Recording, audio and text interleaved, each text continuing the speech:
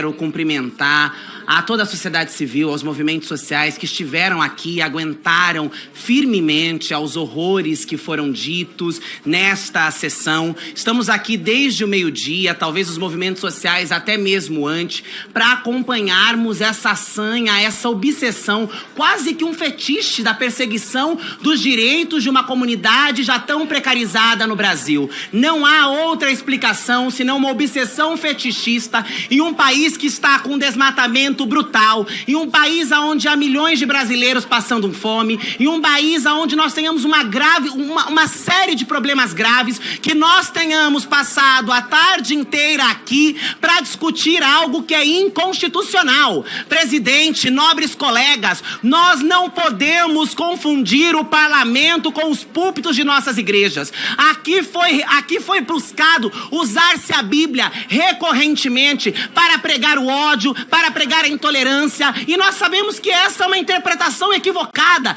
daqueles que se utilizam da Bíblia para atacar o direito das minorias. Mas o Estado brasileiro é laico, o Estado brasileiro e a discussão dentro do parlamento brasileiro não pode ser movida pelos princípios religiosos.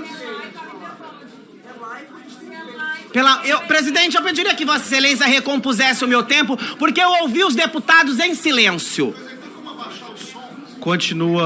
Pode continuar, o tempo não será recomposto.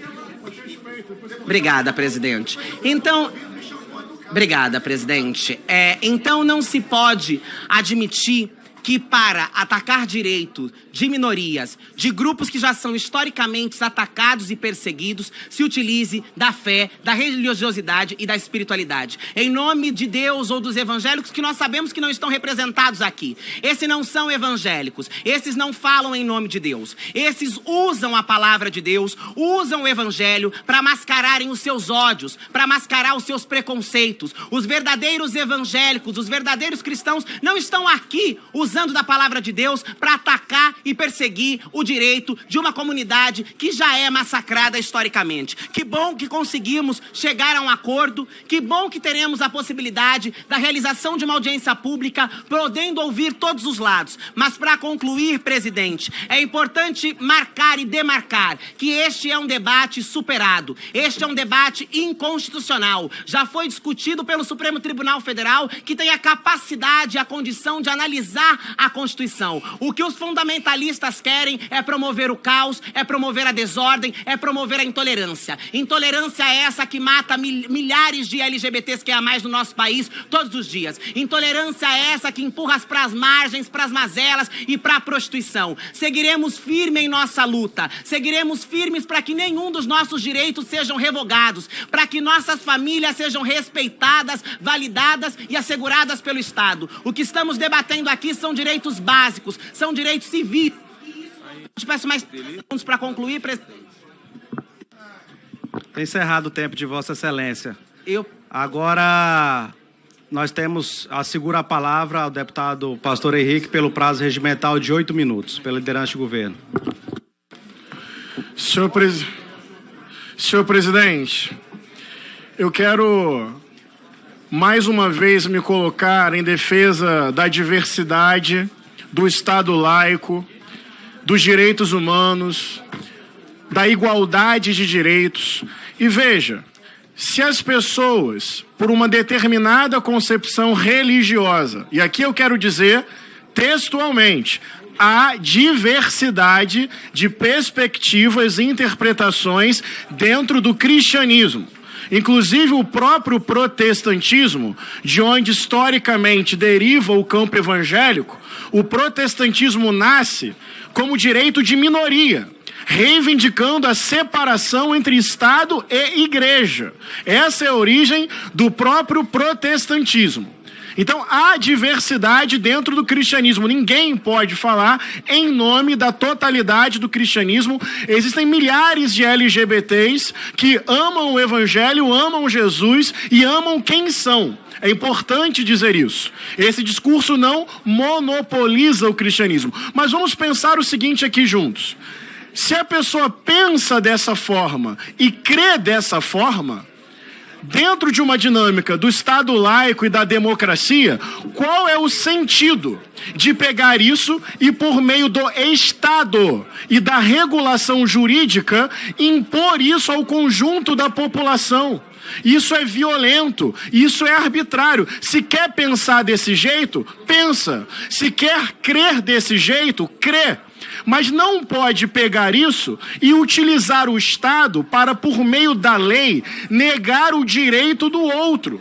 Isso é completamente contrário à lógica do Estado laico. O Estado laico pressupõe liberdade religiosa, diversidade religiosa e o respeito à não crença religiosa. A pessoa pode até crer assim, mas entre o que ela crê e a Constituição, entre o que ela crê e o Código Civil, entre o que ela crê e o direito que as outras pessoas têm, há uma diferença.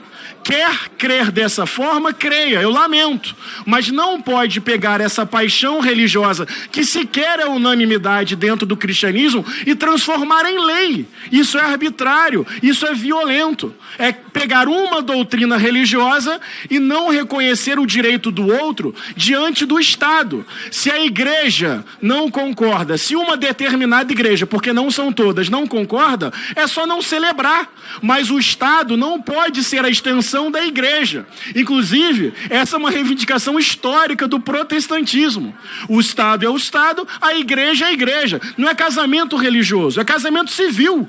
Por que impedir que o outro, diante do Estado, tenha o seu direito reconhecido? Que obsessão é essa? De negar o direito ao outro.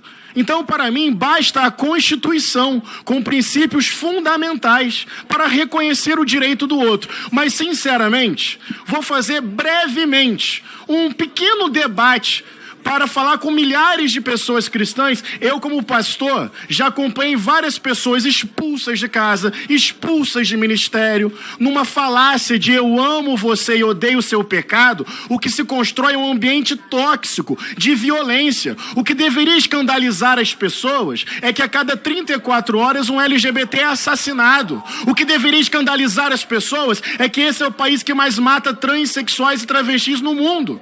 Só que mais importante é o texto isolado do que a dignidade humana. Foi esse tipo de movimento religioso que inclusive matou Jesus. Então, para dialogar com milhares de pessoas cristãs que sofrem por causa do fundamentalismo, olha que curioso, falam em modelo bíblico de família. Bem, vamos lá. Estão se referindo ao modelo de Abraão? 1 marido, 3 esposas mais concubinas. Ou é o modelo de família do rei Davi? 1 marido, 8 esposas mais 20 filhos. Ou é o modelo de Salomão? 1 marido, 700 esposas, 300 concubinas. Ou seja, nem do ponto de vista teológico bíblico faz sentido. Vamos lá. Uma proposta. Vamos pegar o texto de Levítico. É proibido compartilhar a mesma cadeira com mulher menstruada. Qual é a próxima ideia? Transformar isso em lei? Vão pegar um texto isolado de Levítico e vão transformar em lei? Bem, bater no escravo ou deixá-lo morto é proibido. Então tem um texto lá do Êxodo que, em tese, regula sobre a escravidão. Qual é a próxima ideia dos senhores? Pegar um texto bíblico isolado e regular a escravidão no Brasil?